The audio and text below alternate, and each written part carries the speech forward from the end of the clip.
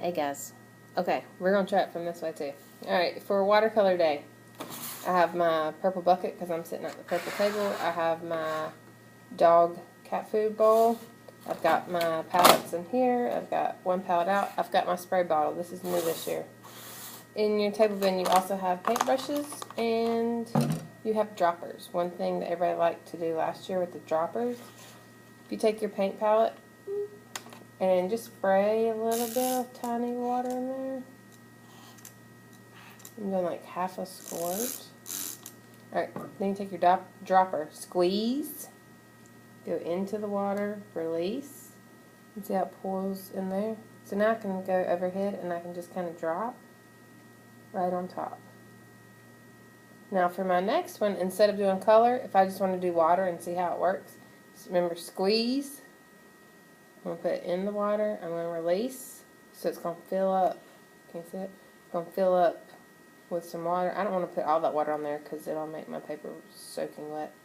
I'm just going to do one drop right beside the drop that I just did. And I'm going to see how the colors are going to swirl.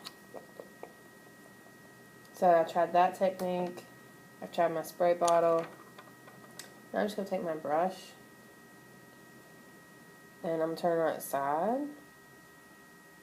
I'm going to kind of pull. I'm going to make kind of like a road for those to go. Now today I didn't cover my table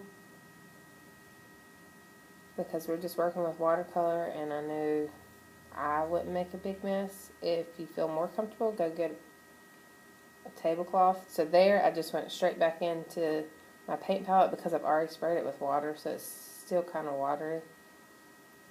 But I'm noticing my paint is not very thick. It's not very dark. And that's because it's watercolor. It's not going to be. When we start doing acrylic paint, you'll see that dark value that you are really wanting.